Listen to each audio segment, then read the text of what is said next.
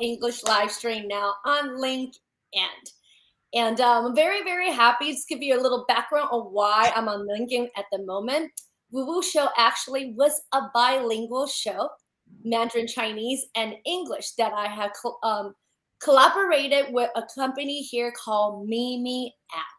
And Mimi App and 17 Media, which bought out Mimi App, they are a platform where in Asia, they're known to be like an app platform where people go on and show their talents. And I was signed contract to do singing and also positive motivational talks. And I'm very blessed because what happened was I downloaded my show onto my YouTube channel and shared my show on the LinkedIn platform.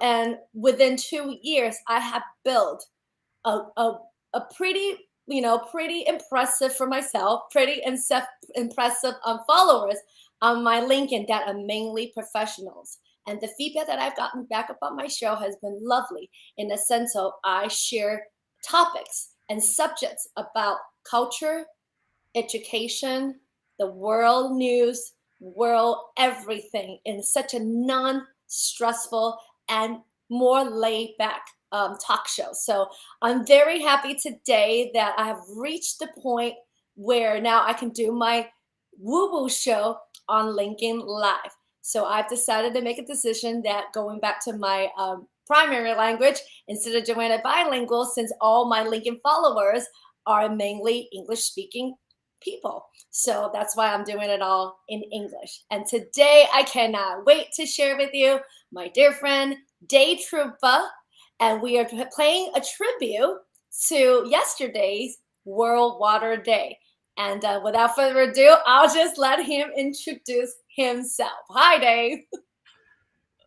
Hey, Cindy, how are you? And hello to all of Cindy's viewers and followers. And congratulations on getting on the LinkedIn platform, Cindy. I think it's fantastic. And I mean, everybody here in Taiwan, and especially in southern Taiwan, knows about who you are and what you do and the importance of music and education and women's rights, activism. So all credit and kudos to you for what you're doing. Thank you. Why don't we well, let's let people know. Dave and I actually met we met because Dave moved to Kaohsiung. When was that? That's like at least 3-4 years ago, right, Dave? It's been a while. It was just about 3 years ago, and my wife is originally from Taiwan, and we met in Switzerland where we were both living and working. I was working for the UN, and she was working for various private sector companies, and we just realized we don't have children. Got married a little bit later in life, but we thought it would be nice to be near either her side of the family or my side of the family. I'm from Nebraska, originally in the US, and my family are mostly in the Midwest. So we just made the decision to move back to Taiwan, or to move to Taiwan. And my wife happened to find employment in Kaohsiung, which is about 45-minute high-speed train ride from Taichung, which is where her family is from and where her mother lives. Yeah. So we moved here 3 years ago, and we love it for so many reasons. The culture, the friendliness of the people, the weather, the proximity to family, of course, that was the primary reason. So we enjoyed it, and actually we plan to stay here the rest of our lives. And really, oh wow! Because Dave and I met during one of my shows at a Western pub. I think they're considered Canadian pub, right? Because the owners are Canadian, but yeah, I think they're Canadian pub. They're one of the longest Western pub in Kaohsiung that actually has live music. And I just happened to perform that one night when you were there. And I remember you were like, to me, you didn't fit in there. You just didn't fit in there. But you were so polite and you were so professional in the way. And you were so kind. He knew. I don't even know you knew I needed pictures because you took pictures. Oh, and right. you're like, let me share with you my picture. I was like, these are pretty good, because I usually don't get people taking pictures with me, and I need them for promotions unless my mom shows up and help me out. But can't really take her to a pub when I'm performing sometimes. So thank you. That was so lovely. And I thought, just talking to you, knowing that you were new was amazing because you were just exploring and you're constantly exploring. It's great. Yeah. Well, I was kind of a bad boy because, as I said, we had moved, I think, in March of 2019 to Taiwan. And maybe a few weeks after that, my wife actually needed to take a business trip back to Europe. And so suddenly I found myself in this new city, not really sure what to do. And of course, you go to Facebook and you find out there's live music at this place called the Lighthouse. Plug for the Lighthouse. Popped over there and just had a wonderful time. And it was really the start of the journey of kind of developing a new social network and family in a new place. Which is always a challenge, but it's always fun. I mean, just to give you sort of my abridged version of my story, I'm originally from the Midwest, Nebraska, a place I still consider home because home, is always in your heart where you're from. Yeah. But after graduating from university or college, I moved and lived in Washington, D.C. for about 8 years. I had studied journalism and history at a Midwestern university, and in Washington, D.C., I found a job working for something called the Water Environment Federation. Wow. And that was the start of basically the career path that I took. And I know a lot of your viewers are in the United States, but actually it applies to a lot of places. So the reason why an entity like the Water Environment Federation might be important to viewers in the States is that it's an association of everybody who is basically managing wastewater. So if your viewers flush the toilet, and they don't know where that goes, and they don't care. Yeah. They don't need to because there are professionals on the other end taking care of it, making sure that it's cleaned and different things like that. So then after 8 years in Washington, I actually had the good fortune to apply for a job in Sweden. I remember you saying that. Yeah, at a newly started basically think tank. It's called the Stockholm International Water Institute. It still exists. I spent about 10 years living and loving life in Sweden. Working at that institute that focused on a lot of issues that were important for, or are important for, the future of the planet. Water, climate change, energy, food production, and of course, living in Sweden. Having some blonde hair and blue eyes, people always thought I was Swedish, but I don't have an ounce of Swedish blood in me. My whole family heritage is from originally what is now the Czech Republic. But then after 10 years in Sweden, I moved to Switzerland, which of course people often confuse. But I spent 11 years working there for a couple of UN agencies, the World Health Organization and another one called the United Nations Office for Project Services. But in Switzerland, always working essentially with sanitation, hygiene, and drinking water issues in low and middle income countries. And we can talk about that a little bit later if you like. Yeah, lots of. The best thing about Switzerland was I met my wife there. We were married in 2016, kept working, 2 or 3 more years in Switzerland, and that's when we made the decision to come here. Okay, now spin it a little bit. What was she doing in Switzerland? She was working, was she in Taiwan most of her time, and then she had that job over in Switzerland? Is that what? Actually, she moved to Europe quite young, I think at the age of 21, and then she ended up spending in total about 16 or 17 years in Switzerland with a year in Singapore in between. And she was working for private sector companies, basically for Procter & Gamble and Johnson & Johnson, these kinds of companies that everybody is familiar with that produce a lot of, the very nice and important products that we use every day. And she was mainly in sourcing and supply chain management. So I'm sure that some of your viewers may have children and may have used Pampers diapers and one of the products, if you want to call it, that she was involved in helping with the sourcing of various materials for. Yes, because I remember we talked about, you made a saying about Pampers diaper, and it was great. It's like one of the materials or something she was part of that project. That was amazing. It's so lovely to know how the world works in some ways. And just because we don't understand it doesn't mean that other people out there isn't doing it to provide all these comforts and all these things for all of us. I wouldn't, one thing that for me, traveling abroad, and especially now living in Kaohsiung, has helped me broaden my horizon more when it comes to international learning and what the world is really about. That's outside of my bubble in US. Does that make sense to you? It does make sense. And as I said, my wife was working for private sector companies, and I was more on the public side, either NGOs or the UN. But the fact is, we all share the same world, right? We all share the same resources, and we're all either individually or corporately or as governments accountable for safeguarding and ensuring a future of the planet. And so we could talk about this a little bit later as well, but it's really important for companies to have a sustainability focus, right?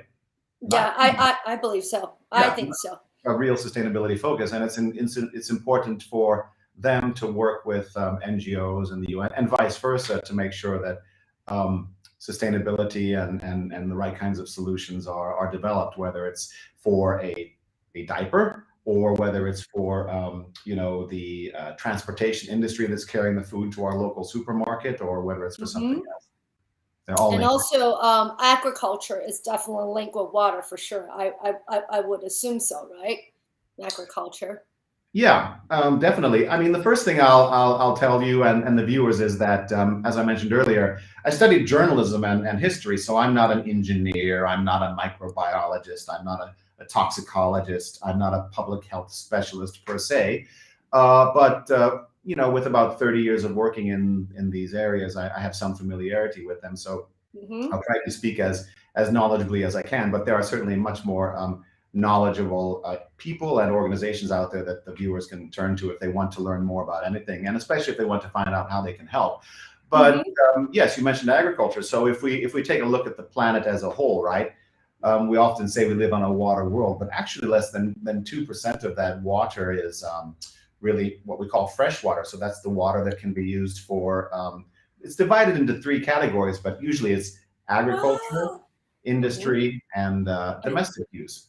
And we'll come to groundwater in a moment again, but of that 2% of the world's water that's fresh that we can use on a daily basis, actually about 99% of that is groundwater, which is why it's so important to make the invisible visible, to think about it, to protect it, to conserve it, because so many people and our life, it's the ecosystem, our health and the future depends on it. But if we take a look at it on a global basis, water that's used daily, and these are averages and they can vary by country, but about 70% of the world's water is used for agriculture. About 20% of it is used for industry. So this shirt that I'm wearing, there was a lot of water that went into making that.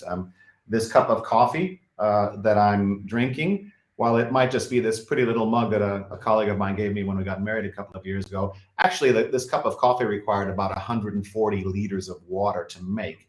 So clearly I'm not drinking 140 liters of water, but it took water to grow the coffee beans. It took water to clean and process everything. It took water to transport it. So this is where what we call the water footprint of a product is actually very important. So getting back to those numbers, 70% for agriculture, so the food that we eat, 20% for products and industry, and about 10% for domestic use, which is the water that you're drinking or the shower that you took this morning or something like that. And the reason why the World Water Day yesterday focused on groundwater, it's because of this importance that it's so much of the fresh water that we use, but it's also under threat, right, from being overextracted or from being polluted, either from naturally occurring things or from human-made fertilizers, for example, nitrates. And it's important for food production because, and I'll end this point and then turn it back over to you because I know I can tend to ramble on. I'm learning. This is great.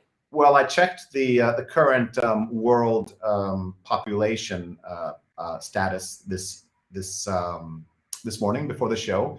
And at this very moment, there are 7.935 billion people on the planet.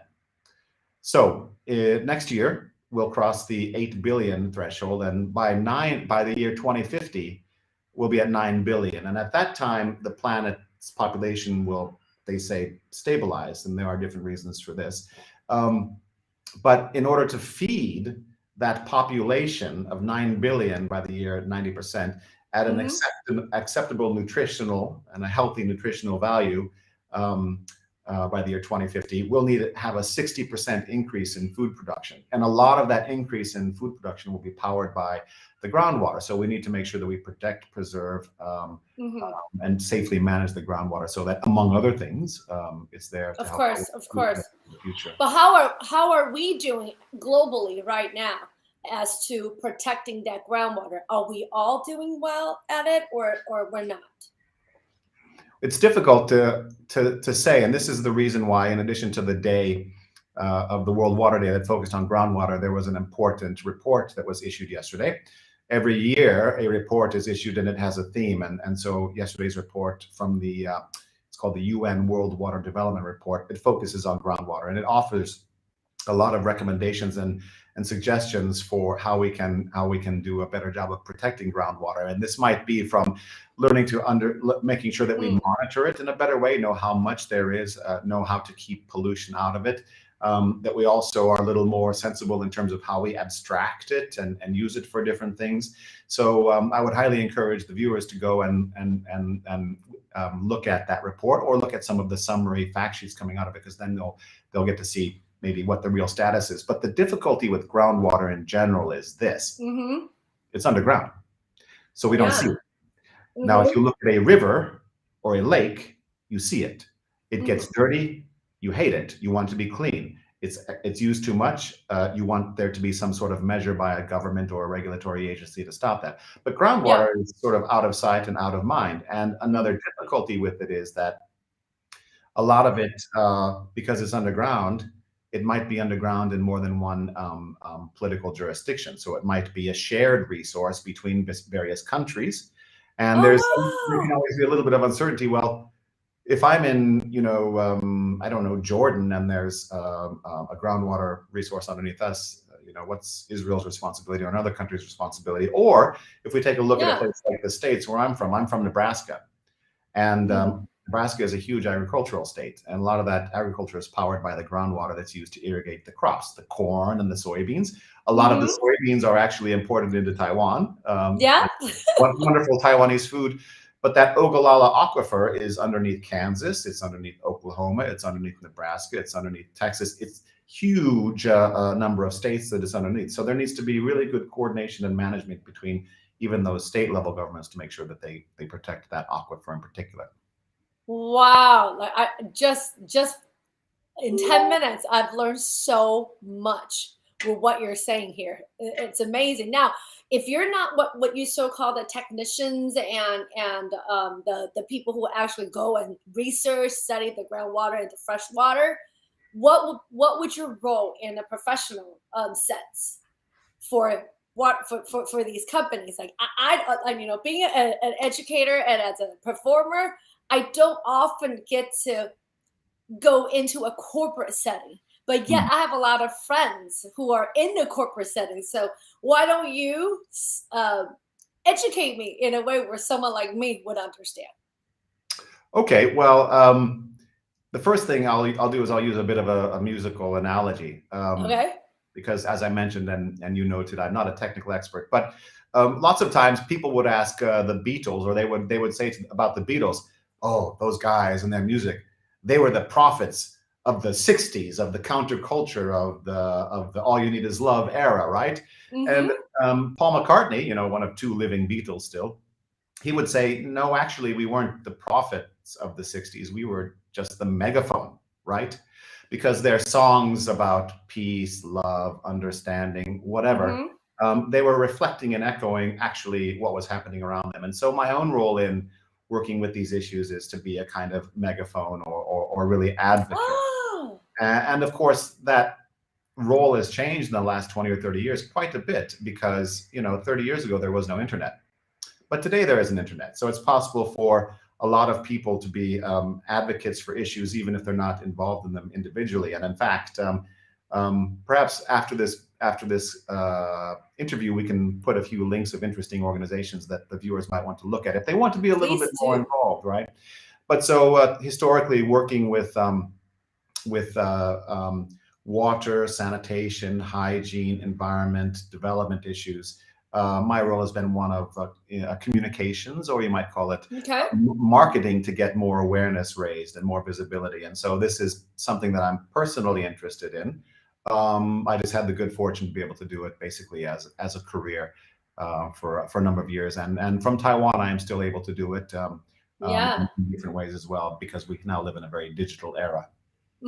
I tell my students a lot of times that sometimes, people that I've met in my life, all walks or paths, they've all, majority of 70% of them, I myself included, that you actually go into university getting a degree, but you walk out of your life actually doing something outside of that degree. Like, right, though I think a lot of people don't know this because I'm a classical pianist. I graduated from Eastman and I went to private study at Juilliard. But people always sees me as a pop singer or blues, rock and roll, jazz, singers, but they never knew, unless I speak about it, that I actually been playing piano since I was 6 years old. And a lot of times I like to bring my special guests because first of all, I'm completely in awe with all what you all do, because it's something so different from me. But myself actually loves learning. So it's always the knowledge that you're sharing with me.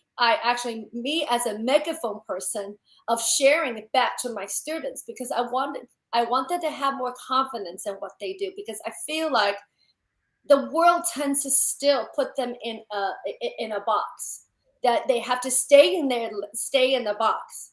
And usually that box is for everybody, especially in Asia. You got to be this. These are the profession. Like I'm going to share this with you. Just yesterday, I got a text from my principal from Zhengyi. He had a concern that this year's high school graduates, none of them were interested in going to medical field. And to other people that wouldn't sound weird or sound strange, but it's just that in Asia, they only celebrate the profession of medical, law, was engineers. That's pretty much the big three, right? Yeah. So someone like me is so on the other lane, and they're finding concerns that no students this year wanted to be in the medical field. So So when I hear your story, something like being a journalist, but also going into something that is, I think SDGs right now, it should be a global concern. And everyone, no matter what we do in our lives and whatever professions that we have, we need to be aware and stay alert and aware of what's happening with our world globally, of course. And I personally find that our generations have pretty much got selfish, and the generations in the past have gotten selfish, that like we're leaving a lot of our damages to our next generation, but there's still time to make it better. I always believe we can make it better. Do you have any thoughts on that? I do agree with that completely. In fact, a couple of different aspects. The first, that there may be cultural norms or preferences as a kind of educational or professional choice. This descriptions that you described about, for example, Asia. But the world is changing too, right? It used to be much less common and not so well accepted. For example, if you were an unmarried person, either a man or a woman, but especially a woman, to not get married and not have children. But we see that that's changing in a lot of Asian places, and it's changed in a lot of places around the world. So I think this opportunity to kind of evolve those ways for humanity is very good. But when it comes to the big issues and the future, I recall when I started working in Stockholm, there was a professor there in 1998. Already at that point, she was 74, 75 years old. And she would recite this litany of very worrisome trends for the future. And I said to her, Professor, I know I'm a bit younger and a bit green, but I'm a little bit depressed too. And she said, don't be depressed. We have to believe in the power of human ingenuity to change things. And I do believe in that, because although my wife and I don't have children, we have many friends, who have who have young children, some just born recently. And if you think about that, they'll very well be alive, those children, in the year 2100 and beyond. So what kind of world will they be living in? What will we leave them as a legacy? And that's why issues that are of social concern, issues of environmental concern, and issues of economic concern are important for everybody in the world, because firstly, they're interlinked, but secondly, each one needs to be looked at to make sure that we're doing the right things when we make choices. And I think a lot of your viewers might be interested in working in different sort of private sector or corporate settings, or in the business, which is good. We need to have a business world which is sustainable when it comes to resources, but we also need to have an elimination of poverty in the world, because basically, poor people, they're not very good customers. And I'm not saying that they should get wealthy in order to be better customers. I'm saying that they have the human rights to a good quality of life, a dignity and a standard. And so we should think about them and work with them and their governments and organizations to improve the situation everywhere. And I'm coming to this from the point of view of something very basic. You probably used the restroom this morning. I did. Many of the viewers did. And now we're in the middle of a COVID pandemic, right? I hope we're coming out of it, but I think we've learned a lot about ourselves, and we've learned a lot about public health during this time. But if you take this COVID pandemic and you sort of stretch it out over the last 60 or 70 years, I mean, even this year, there are still 1.9 million people dying from water, sanitation, and hygiene related diseases. And most of these are children under the age of 5. And it's coming because they either have drinking water which is contaminated with feces, or they are maybe going to a healthcare facility and being born where there's no water or sanitation and hygiene. And, in the year 2022, which is 53 years after human beings landed on the moon, that's just basically an unacceptable situation. And we need to look at them and try to see what we can do. In as much as we also need to look at, for example, girls in Africa who don't have access to sanitary materials to handle their menstrual hygiene and their menstrual health, because it's been shown on average that girls who don't have access to those materials, they miss 3 or 4 days of school a month. And if they miss 3 or 4 days of school a month because they can't manage their menses at school, they might get embarrassed, or maybe there's not a separate toilet for them.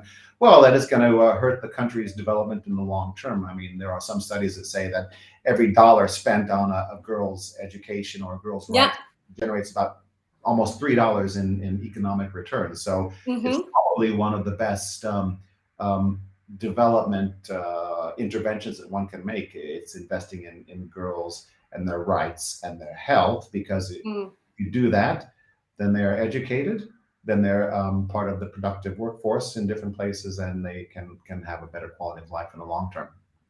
Yeah, well, you know what? Well, everything that you're saying right now, do you know how refreshing that is? Because I struggle the only thing I've struggled living in Asia, and I've been in Taiwan, living in Kaohsiung for about almost 11 years, or it's been 11 years, and it's the gender equality in pay, in professions, in any fields. And so when you talked about, like you and your wife not having children, I find, and I see you too, with your posting on Facebook, I find it very, very celebrative and very intimately for me. It hits somewhere in my heart, because women like her, so successful, and I'm sure she's probably, I love to interview her one of these days, because from a different point of view, as an American, Asian American, like a Taiwanese American and a Taiwanese, from our, backgrounds, and also, what we went through, and also living back here, because she's traveled extensively around the world. I haven't even done that much, and I'm sure she sees a lot. But with you too, your unity to me it's so respectful, is because you found respect and love for each other. And Dave, honestly, there's not a lot of men out there that celebrates women like you do. Honestly, this is one of the other reasons why I wanted to interview, because a lot of your posting has talked about focusing on what younger girls may need, what their future may look like. And I didn't even have to say it out loud. You've already brought that up.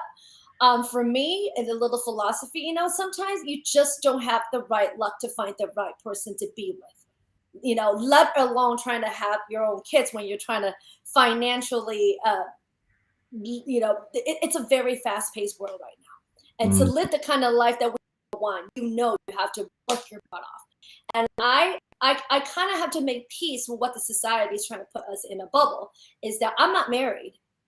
I don't have kids. But what I can do, and I love my mom and dad for supporting me in that, is they always reminded me that you have to be a good use to your society and to your world.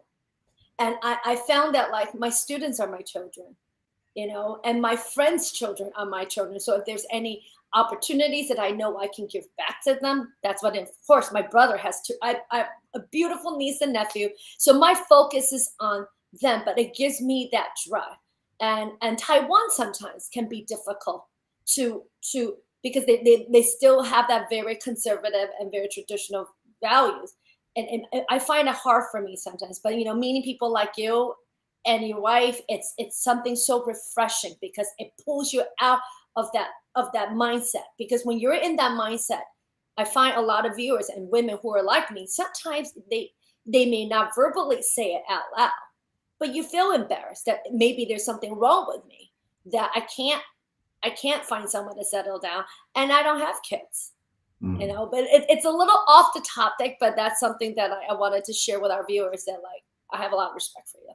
That's mainly what I'm trying to say.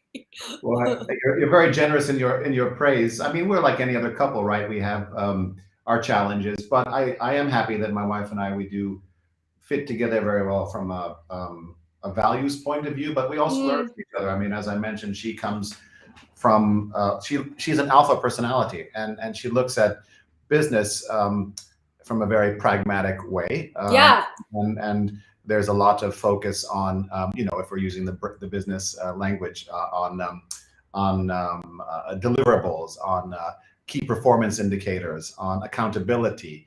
And all of these things are important also in the NGO and UN world, but maybe there's not as much accountability if you don't meet a KPI, for example, working for an NGO, because you don't have a board that's going to hold you accountable for not selling as many products, right? But the private sector world can, I think, learn a bit from the public sector in terms of corporate sustainability and also compassion in its activities, and vice versa, so that NGOs and UN and public sector entities can be even more efficient and accountable than they are. Getting back to your point about, for example, the culture in Taiwan and the situation you may find yourself in. I mean, the hardest thing in the world, and it's been this way historically, is to be a bit of a pioneer, right? Another thing that's true is that incremental change is very difficult to see. And in a society such as in Taiwan, or I mean, in Western societies as well, it just takes time for things to happen. The ending of the slave trade up until the abolition of slavery completely took a long time. Slavery in its truest sense is not entirely gone, because it still exists in different places. And earlier I mentioned you know, the issue of menstrual hygiene management, or menstruation, and why it's an important issue. I mean, there are a couple of aspects to that. The first is that it's not only about women, right?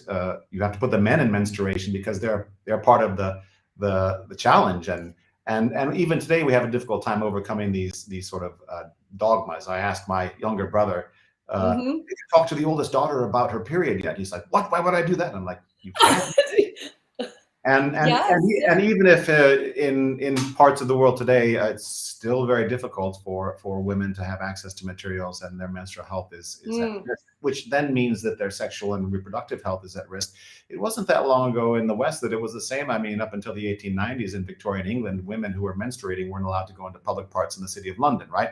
So it takes time for these things to change. And living in Taiwan, I mean, we've seen how there are real efforts to be more progressive and maybe to be a little bit less conservative. I mean, gay marriage is legal here. It's the only country in all of Asia that is legal. Right? And that's right. the time and effort that advocates and people put into that, basically to have what should be a human right to love anybody that you want to love recognized, it takes time. So you are a pioneer and an innovator, and all pioneering and all innovation, in my view, leads to a critical mass that causes real either social or technical change. So the quality of the input and the quantity of the input over time, when it reaches a certain point, then things change overnight. We're most familiar with this from a technology point of view, and point of view. I mean, one day everybody had those old Nokia phones, right? And then all of a sudden, I remember those. I have one before. Within 2 or 3 years, a majority of people started getting iPhones or smartphone devices. That's right. So what you are doing is really difference making, and I think we've all seen enough memes on Facebook or Instagram or elsewhere, and the memes can reflect a lot of truthfulness. I recall one in which there's some man standing up on stage on a pulpit, and he's saying you should do something, you should do something, you should do something, and it doesn't really matter what the issue is he's saying to do something about, but the whole crowd is just sort of listening to him, and then there's one bubble thought that comes up in one person down in the crowd and says, actually, I will do something. So it's not just I should do something, I will do something. And anybody can make a difference in any field, in any way that they want, whether it's business or water, sanitation, health, environment, and development issues as well. Now, out of all the fields that you're in for the water, what's probably the most passionate that you like to do in this field of work? Because I feel like you have a lane, like you care for the women empowerment. Because I see you post things a lot like that, and bringing awareness of what countries may need certain things. Little girls who needs these. Do you maybe that's just happened what I see on your social media postings, or do you have a particular lane that you actually love the most, or are they the same to you? That's a very difficult thing to answer, because it's all interrelated and it's all important. Maybe it's like if somebody says to you, Dave, what are your top 10 favorite Beatles songs, or your top 5 or your top 3? I can never say it because it changes. I am just as concerned, as we mentioned earlier, about the sustainability of the planet. Will there be enough food to feed a population in 2050? I'm also concerned about the 500 million people in the world who at this very moment don't have a toilet at all, so they just openly defecate in a field or wherever. They're both important, right? So one cannot, of course, work on everything all the time. I'm at the moment focused a little bit more on water and sanitation work as it is linked to the health of people in various countries. So I'm not working as much on, let's call it, the nexus between climate and water and energy. But there are very good people who are doing that. Sometimes one can try to branch out. I'm supporting some people I know to develop an advocacy movement called the Water Initiative for Net Zero movement, which is basically an effort to say, look, even though the world is changing because of greenhouse gases and climate change, while we may need to adapt our lifestyles in certain ways, we can also still do things that actually will mitigate the greenhouse gases, and the water sector itself can play a role in mitigating greenhouse gases. For example, yesterday was World Water Day, but at the beginning of February, it was World Wetlands Day. And on that day, we were able to share messages about the importance of wetlands in terms of being carbon sinks, right? And I think wetlands are quite an interesting story as well, because they're so important to the ecology of the planet, but they're also under threat. However, they are better understood and better protected today than they were in most of human history up until maybe 30 years ago. And about 30 years ago, there was a movement to advocate for not calling a swamp, but calling a swamp a wetland. Wetland, Because a swamp is a bad thing. We need to fill it in and build something on top of it. But a wetland is a good thing.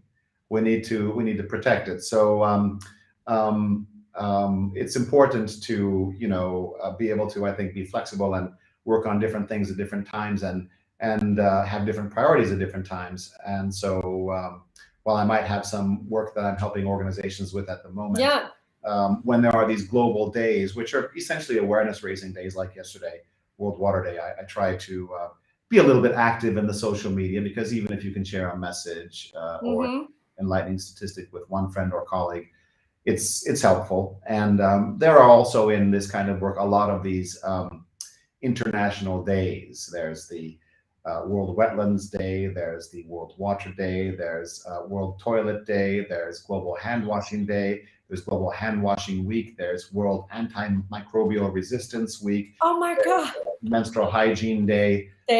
So there are a lot of ways that these issues can be advertised and advocated, and also they give a lot of opportunity for people to be involved in different ways. So I'm sure if any of your viewers have an interest in fighting female genital mutilation, or if they have an interest in promoting hand washing, or if they have an interest in the earth, there's Earth Day in April. There are lots of And would water considered SDG? You said SDG 6, right? Yes. It would be SDG 6. So SDG 6 has 5 parts to it, but the first 2 targets, 6.1 and 6.2, focus on essentially making sure that by the year 2030, everybody in the world has access to safely managed drinking water or safely managed sanitation. So sanitation, when I say that, I mean toilets, and also a process that means that from the toilet to containment, to transportation, to treatment, and to maybe reuse of fecal material, that it's a safe chain, and it keeps people from getting sick. Yes. I mean, at the moment, there are, like I said earlier, about 2 billion people that are using a drinking water source that's contaminated with feces. And this can lead to all kinds of things like diarrhea and cholera, dysentery around the world, and killing a lot of people under the age of 5. Unfortunately, the world is a little bit off track when it comes to meeting the targets for drinking water and sanitation. Sanitation progress needs to be accelerated by about 4 times if the world wants to meet that goal of everybody having access to a safe and clean and hygienic toilet by the year 2030. There's a very good report called The State of the World's Sanitation, produced by UNICEF and the WHO last year, that I would highly recommend. It's not overly technical, it's very readable, and it has very concrete recommendations for what governments can do, but also what companies and the private sector can do to improve this situation. So yes, SDG 6.1 and 6.2 focus specifically on drinking water and sanitation, but of these 17 sustainable development goals that focus on reducing poverty and improving education and improving health and protecting the climate and improving energy. Actually, water is a part of all of them, because you can't have health without water. You can't really have education without water and sanitation, because it's been shown that when there is no toilets in schools, kids won't go to school. So all of these development goals are interrelated. Now, I've 2 more questions for you before I go into my 7 questions that I ask at the end of every show. First question is, with this war happening in Ukraine, with all the chemical that is being released through these weapons, would that set us back for all the preserving and the goal that we're trying to reach on all SDG levels, or even just on the water level? That's a very good question. I mean, anything that distracts from a global development agenda puts us back. So, for example, I'll come to the Ukraine situation in a moment, but COVID-19 has put us back, right? Because if you think about pollution, plastic pollution, I mean, sometimes we hear the statistic that we all eat essentially 1 or 2 credit cards worth of microplastic every week, right? No, I've never heard that before. Oh my God, really? Yeah. So the amount of personal protective equipment that was required to meet healthcare needs, masks, needles, waste in healthcare facilities, it creates an environmental burden, and also it has sort of shifted maybe money that might have gone into longer term sustainable development work. It's shifted it into sort of short-term kind of emergency reaction. So in some ways that might moves the goalposts, and it changes our focus for a period of time. I think the same thing is true of the Ukraine situation. I mean, the first thing is that if there are pollutants or chemicals that are released as part of the combat over there, we know that pollution does not follow geopolitical borders, right? Pollution comes from one country and it goes to the next. Mm-hmm. Water that's dirty from upstream goes downstream. Yeah. And as we mentioned earlier, groundwater, if groundwater gets polluted, it stays polluted for a long time, and it might be polluted in one point under one country, but it might then therefore be polluted under another point in another country. But there can also be opportunities to learn from very tragic situations like we see in the Ukraine. For example, I mean, I know that we're all hoping and praying for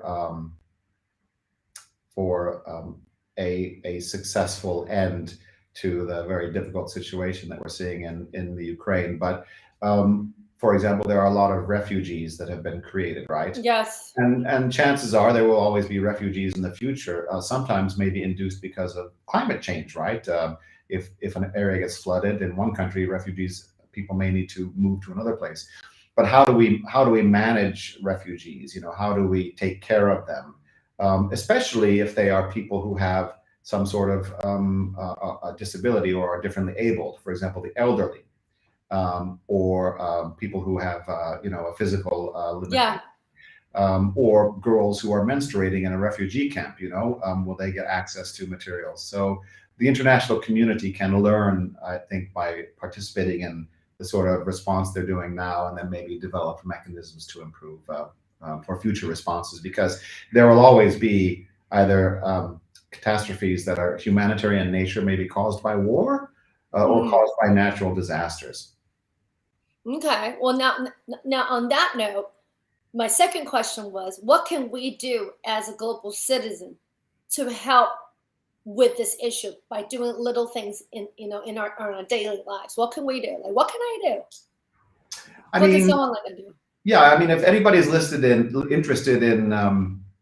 being a good global citizen when it comes to the world's water, people's health, their dignity, and their development, there are a lot of things that can be done, and a lot of organizations that can help, and a lot of information that's out there. But I guess I would boil it down to 2 points, Cindy.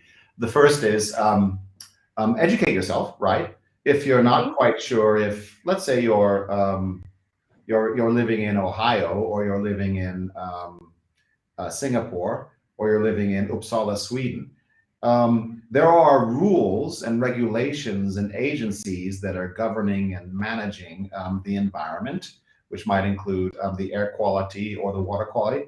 Find out what they're doing. See if you're content with what they're doing, and if they're really protecting people's health and environment.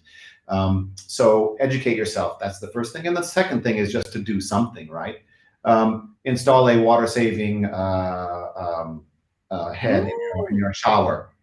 Or, I mean, here in Taiwan, it's a very humid environment, right? And although I don't really have a green thumb, I do have 3 plants that have managed to stay alive. So we have a dehumidifier that takes water out of the air, right? And I use that for watering the plants, and sometimes we use it for flushing the toilets too. So it's possible for people to do just one thing, and it's going to be a good thing if they do that. Help in a beach cleanup.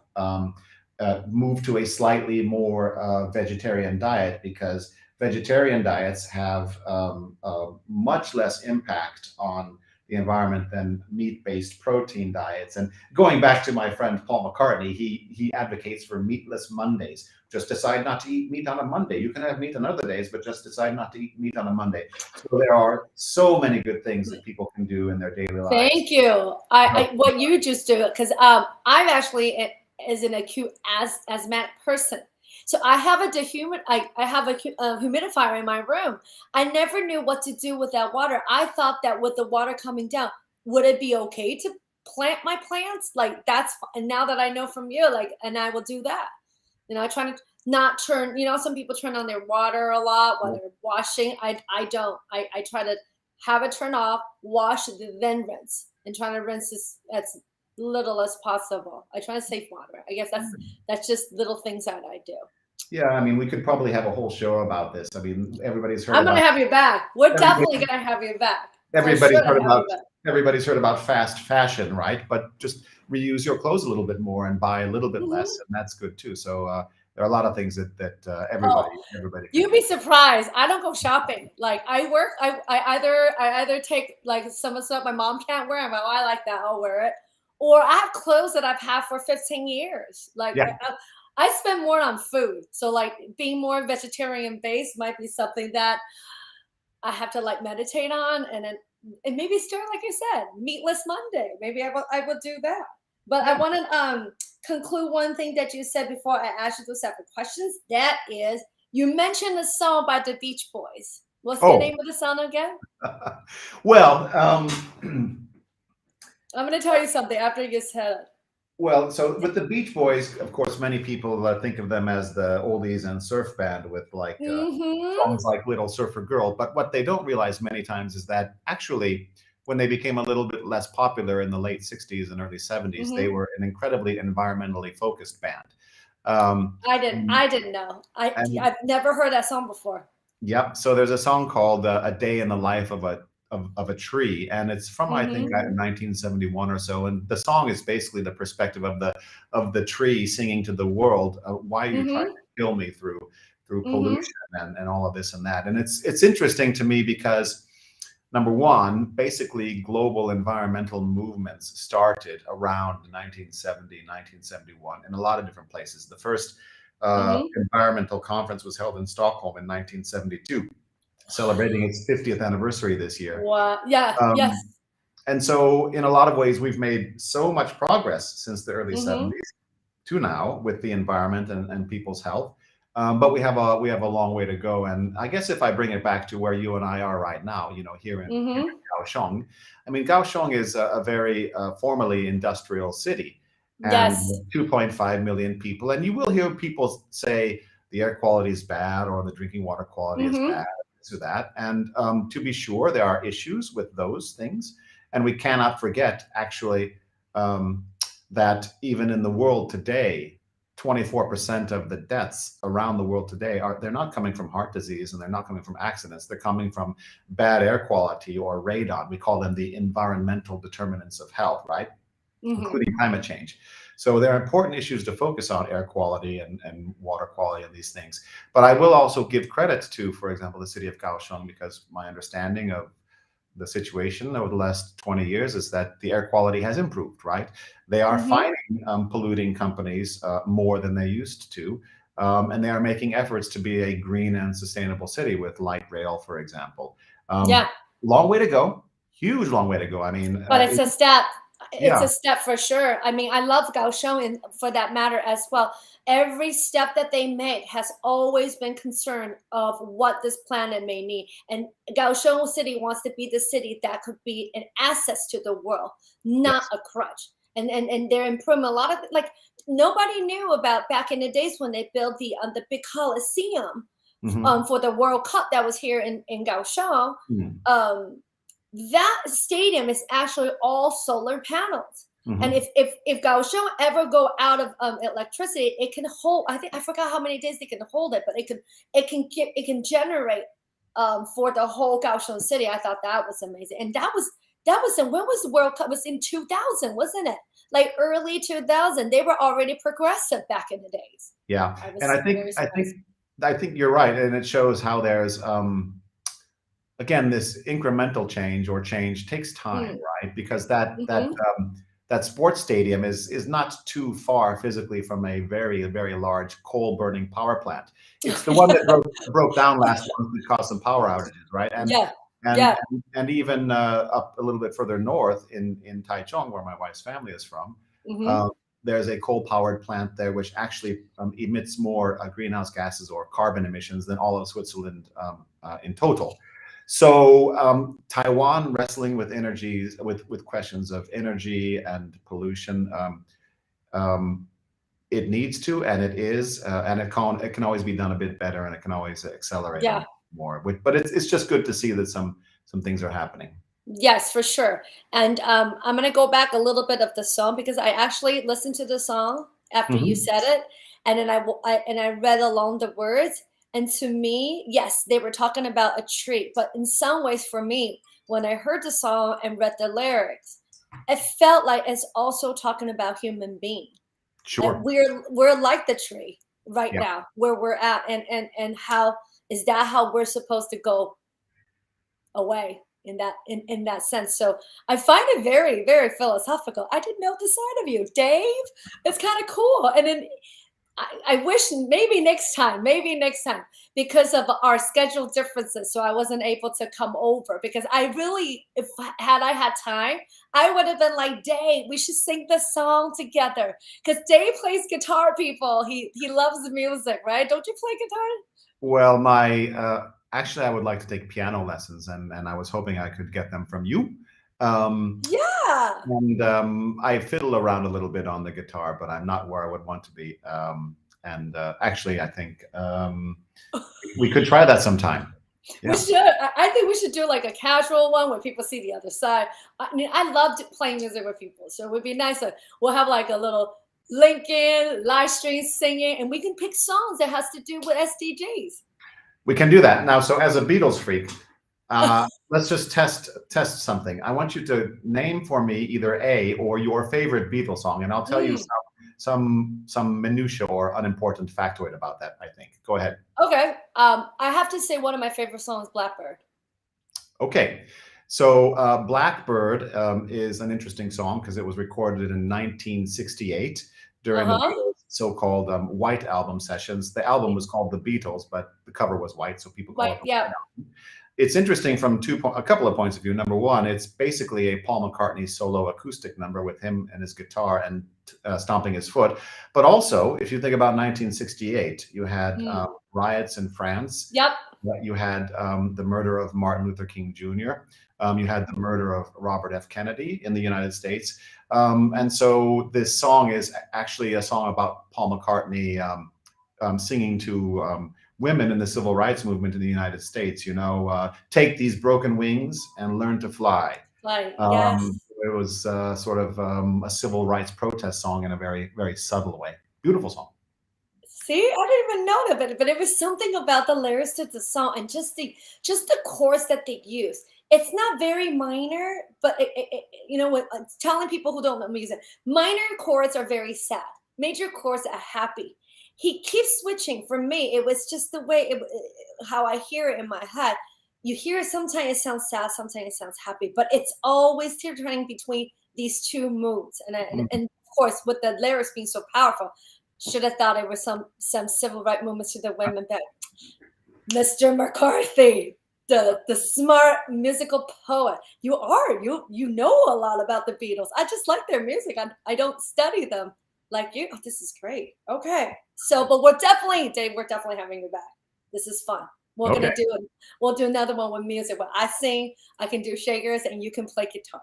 And maybe if you learn piano to a place where you can play a song, we can do the show here at my house. I have a baby grand piano, and you can play. I can sing. That'll be fun.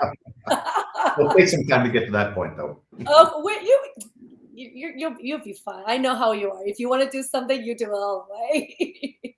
Okay, so I asked my guest 7 questions at the end of each show, and they all tie to a.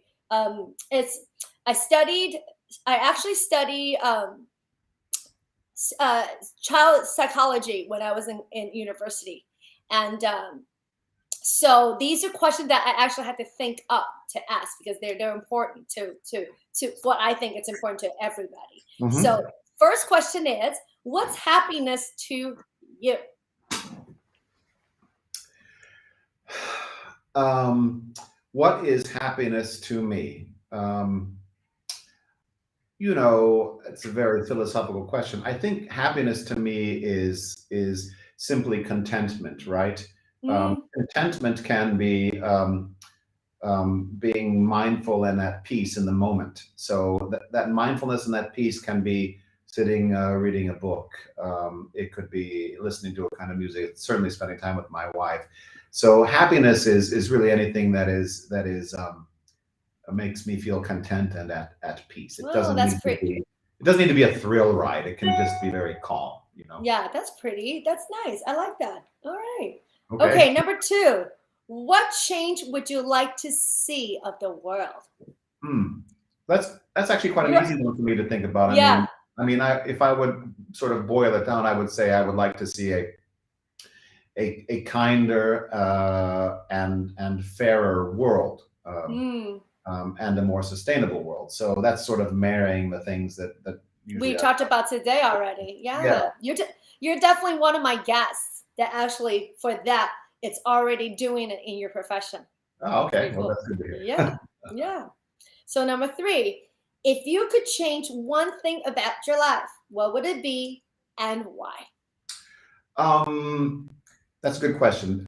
Actually, the thing that I would change would be my ability to be concentrated or focused, because I think, you know, a wonderful thing about being a human being is that we have a lot of curiosity. And so we might think to ourselves, I'd like to try this or I'd like to try that. And my problem through my life, my 53 years, is that I maybe start something and I don't really finish it on the kind of hobby or the private side. So the guitar, yes, I'm not as good as I would like to be, right? I know that when I was in school, perhaps I didn't concentrate on my studies as much as I would like to, and even in life, like a month or 2 ago, before my wife and I had our wedding anniversary, I waited too long to think about what to do and how to make sure that she was treated right on that day. So I guess focus and concentration are things that I would like to be a little bit better at in general. Oh, okay, great. Good answer. She's lucky girl, right? She's like, I'm going to watch it now. Every time that there's an anniversary coming, she's like, Dave, concentrate. Well, I'm going to bring my own to concentrate. She does refer to me as her. We don't have children of our own, but I'm her child, she says. So maybe some of the child psychology knowledge that you have, you could share with her, and it would help her in managing me. I just want to hang out with her. I'm not going to be. I think you guys are doing just fine. Not a problem. Okay. So, number 4, what's your favorite sound? Oh, favorite sound? Favorite sound. You know, I think it probably is the sound of water flowing over rocks. I find it very peaceful. And I mean, I didn't think of it in this way, but actually it's also important from a nature point of view, because it's through that physical process in lakes and rivers, for example, rivers especially, that water flowing over rocks. It's part of the process by which water naturally gets itself clean, because that causes sediment and things to fall out of the water, and the clean water flows on. And in fact, in a modern wastewater treatment plant, that physical aspect is part of the components for cleaning water. But yes, a stream of flowing water is just. We're the same. But mine's more like the ocean. Oh yeah. Even the ocean, like if you're on a boat, just the ocean, even hitting on the boat, just hearing that. So I don't know what it is with water. It makes me feel like I'm reborn. I don't know what it is. Every time I get to the beach or to the ocean, anywhere with water, but mainly for me, ocean.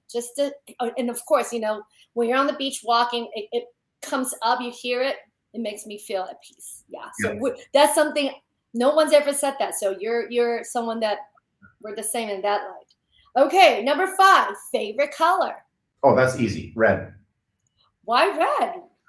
I'm from Nebraska, and Nebraska is a large state with a very small population and only one major university that sort of competes with sports, and the color of the team is red and white. Actually, technically, it's scarlet and cream. Yeah. But everybody, or most people from Nebraska, have some red-colored clothing or hats or whatnot. So I lost a red Nebraska hat on a bus here in Kaohsiung. And I went to the bus station afterward. I said, "Oh, did somebody turn this hat back in?" "Oh, no, somebody must have just picked it up." "Oh, okay." And I thought, oh, that hat will be easy to spot because you don't see many red hats. Yeah. But Have I you love seen that. it yet? Nope. Have you seen it? No. Nope. My mother sent me a new one. Nice mom. Gotta love our moms, right? Yeah. All right. Number 6, favorite time of the day. I think for me, it's that time going to bed. So when you first get into bed and when you fall asleep, right? Because it's calm, it's peaceful, it's an opportunity. If you have a partner for some conversation or certainly reading or checking Facebook or listening to some relaxing music, because it reflects the end of, you know, what hopefully was a good day and sort of the opportunity of the good night's rest and the day to come. So I love that. We're the same. That's too. No one, like me too. Like the nighttime for me, it's my brain actually, I should be sleeping, right? But the time before sleep is probably the clearest for me. And I love, that's the time, like, of course, I don't like, you know, I don't have somebody right now to talk to, but in a sense of significant other next to me. But that's the time where I feel like you said, if I had a significant other, it was definitely be someone that I want to share something. And it's usually I get deep at night because it's everything that I feel, the energy at night. If I could have someone to share that with, outside of me checking, like I love reading. I love, even if it's on reading or YouTube, learning things. That's like the time my brain can actually focus. I don't know why. I should be sleeping, but I'm focused the most. So we're a lot alike in that way of feeling. Great. Now last, this one's a good one. I love this question. So if you could have your favorite day for yourself, like, you know, not worrying about anything else, what would be a perfect day for you? It could change, you know, right now at this moment, what would be a perfect day for you? A perfect day would usually have 3 or 4 elements, which are fairly similar, right? And probably none of these sound very exciting, but combined, I think, at least for me, they're quite powerful. So a perfect day is one in which, you know, I awoke refreshed from a good night's sleep. I had an opportunity to work up a little bit of a sweat, a little bit of exercise, you know. Had the opportunity to do something with my wife. Maybe it's visit a new restaurant or do that exercise together. I know you guys love eating together. That's good. Dining together with your significant, that's fun. Yeah, for sure. Maybe a little bit of time spent on some hobby, you know, whether it's listening to music or trying to play it or reading. And then finally, you know, maybe having a nice, cool Taiwan beer before going to bed. And, you know, the very simple pleasures in life are, I think, the most wonderful. But yours is more productive than mine. Like I was just like, mine's very similar, but more like I wish I could wake up without setting an alarm. I want to naturally wake up. I don't care what time it is. Naturally wake up. But I definitely want to be in a water setting to go out and actually sit there and meditate without, like, just to meditate, just to zen out for a little bit. That's what I would do. And then definitely cold beer, a game sometimes. You know, I love, believe it or not, people never think of me that way, but I love games, like baseball games, football games, and like sports game. I've never been to a basketball game, but like sports games for me in that setting, I love the energy of people cheering. I love that kind of like that feeling. And then having a beer, hot dog on the side, like it makes me so relaxed. I know it sounds crazy, right? People would never thought I would be someone that liked that. So that would be a day. And then dining, for sure, dining. And if I'm by the water, for sure, my favorite time to walk on the beach is either sunset or at night before Marvelous. sleep. Yeah, absolutely.